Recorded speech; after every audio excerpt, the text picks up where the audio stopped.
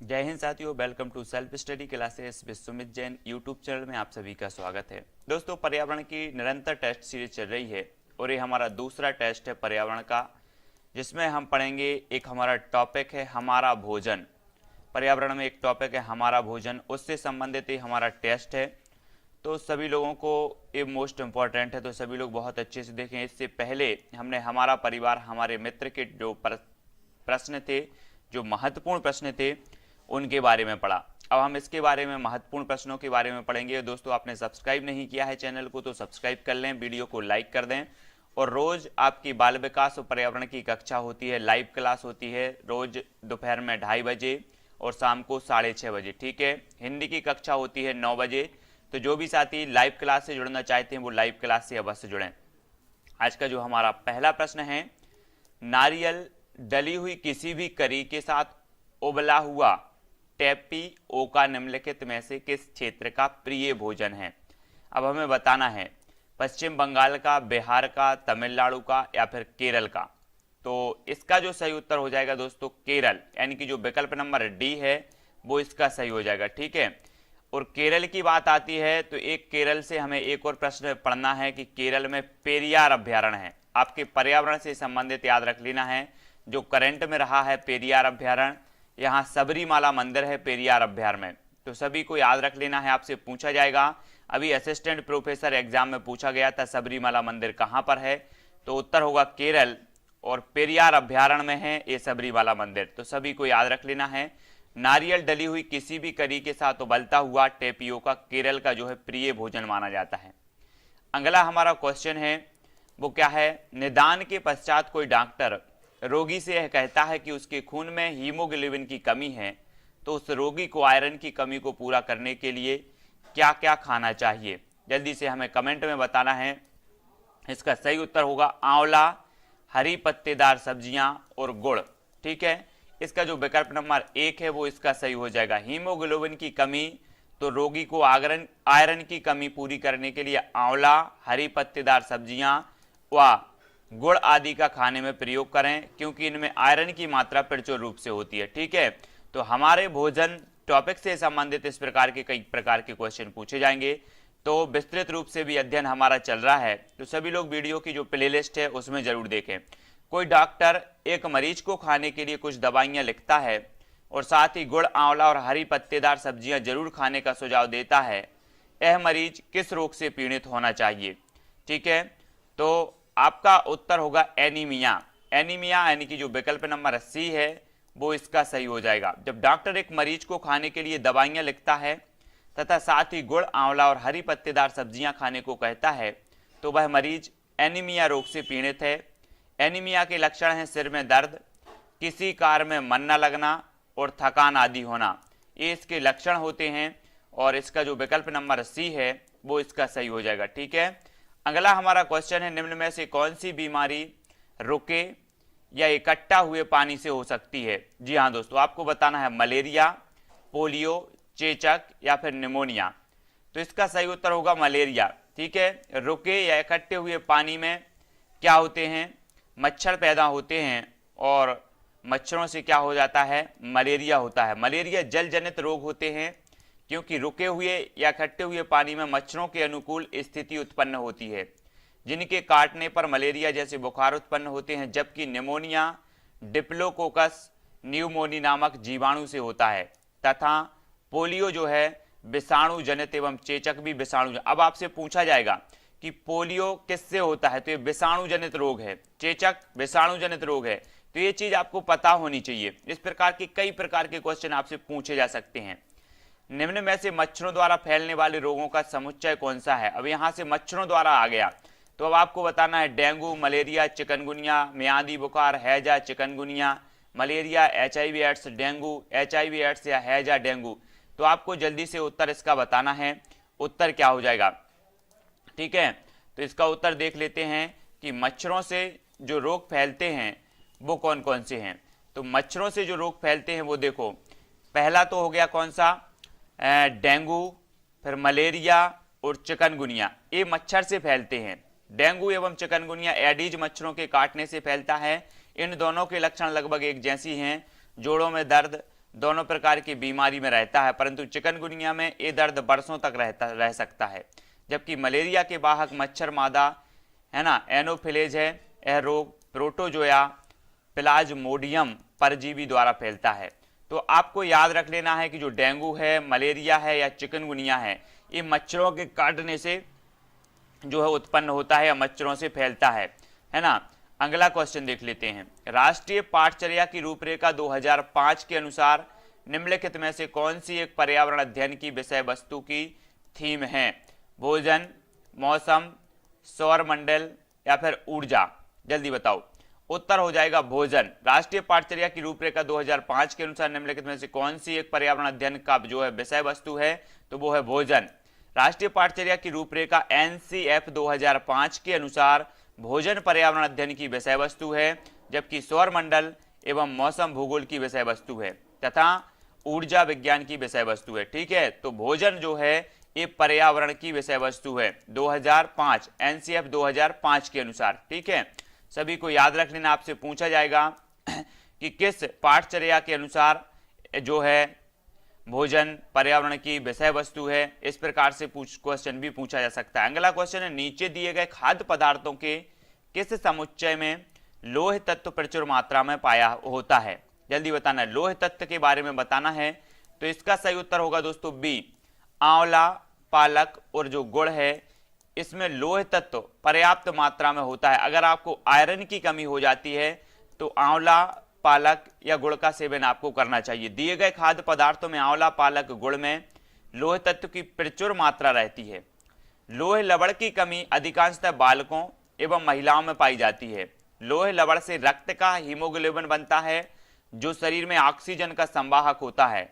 लोह तत्व की कमी से रक्त की यह क्षमता कम हो जाती है जिसे अरक्तता भी कहते हैं।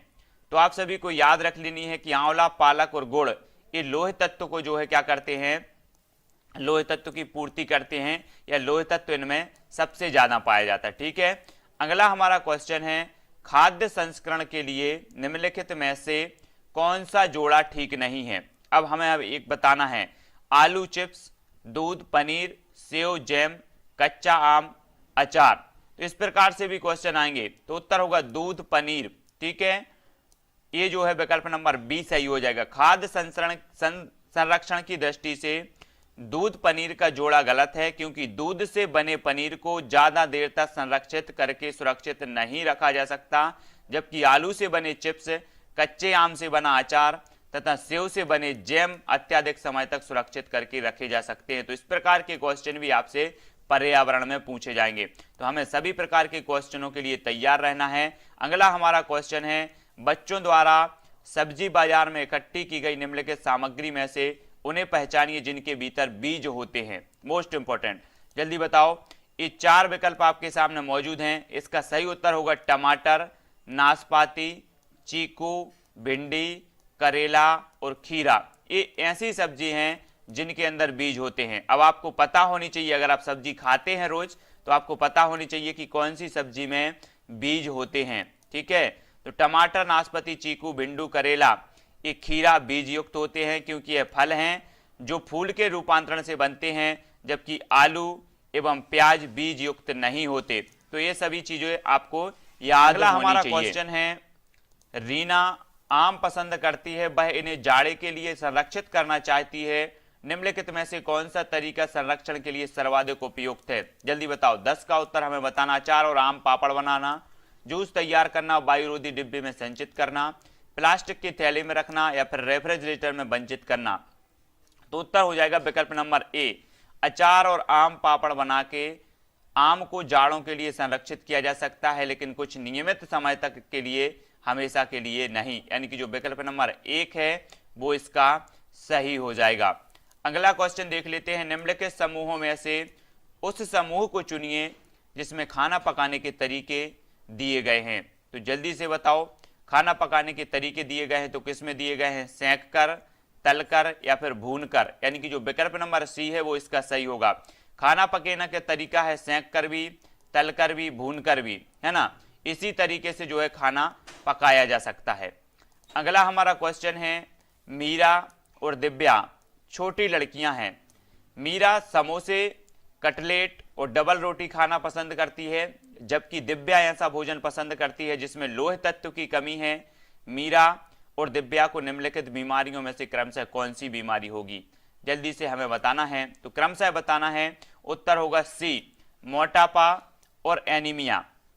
मीरा के समोसे, चॉकलेट और डबल रोटी, कटलेट आदि के खाने से उसका मोटापा बढ़ेगा, और दिव्या लोहे तत्व की कमी वाली चीजें खाना पसंद करती है, इसलिए उसके अंदर हीमोग्लोबिन की कमी हो जाएगी और उसे एनीमिया हो सकता है।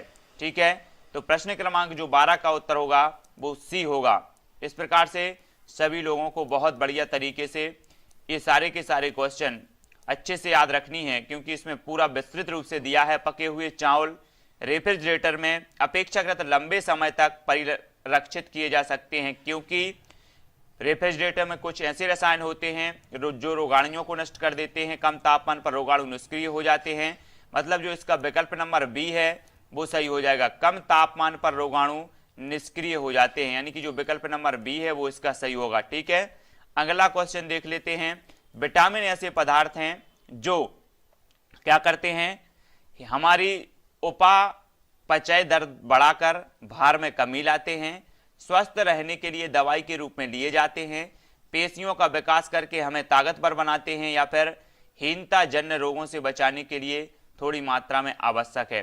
तो हमें बताना है विटामिन ऐसे पदार्थ हैं जो क्या करते हैं। विटामिन ऐसे पदार्थ होते हैं दोस्तों जो सत्व भोजन के अवयव हैं, जिनकी सभी तत्वों में अल्प मात्रा में आवश्यकता होती है। ये रासायनिक रूप से कार्बनिक यौगिक होते हैं तथा ये ऐसे पदार्थ हैं जो हीनता जन्य रोगों से बचाव के लिए थोड़ी मात्रा में आवश्यक है। अगला क्वेश्चन है, भारोत्तोलकों को प्रायः ज्यादा मांसपेशियां और बॉडी मास बनाने की आवश्यकता होती है। इस उद्देश्य के लिए उन्हें ऐसा आहार लेने की आवश्यकता है जो खालिस्तान से भरपूर है। प्रश्न क्रमांक 15 का उत्तर हमें बताना है, तो उत्तर हो जाएगा डी, है ना, प्रोटीन से भरपूर है। भारोत्तोलकों को प्रायः ज्यादा मांसपेशियां और बॉडी मास बनाने की आवश्यकता होती है, इसके लिए उन्हें ऐसे आहार का सेवन करना चाहिए जिसमें ज्यादा या भरपूर जो है प्रोटीन है। अगला हमारा क्वेश्चन है, निम्न में से किस वर्ग में प्रोटीन की प्रचुरता पाई जाती है? जल्दी से बताना है। प्रश्न क्रमांक इसका सी सही हो जाएगा।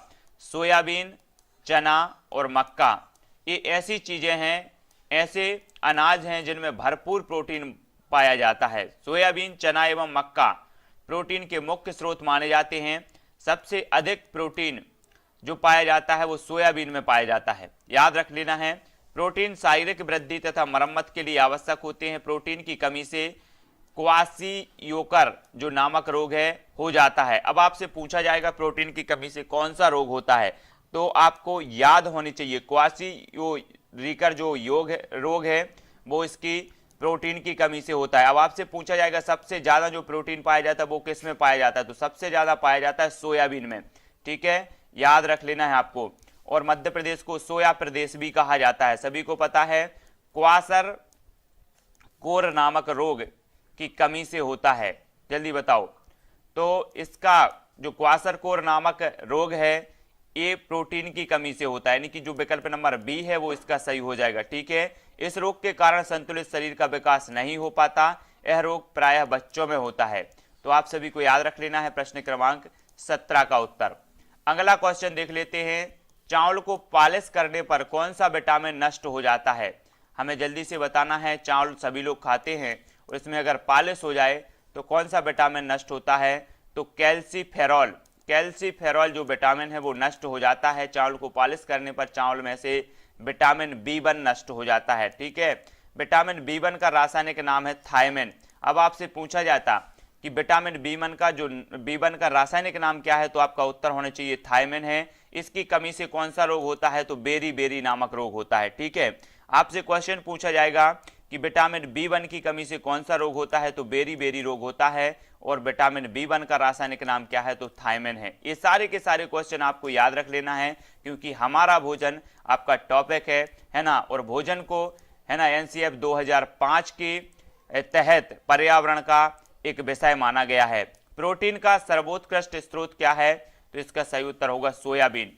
प्रोटीन का सर्वोत्कृष्ट जो है स्रोत माना जाता है और लगभग 43% इसमें प्रोटीन पाया जाता है। अगला हमारा क्वेश्चन है विटामिन ए की कमी से होने वाला जो रोग है वो कौन सा है।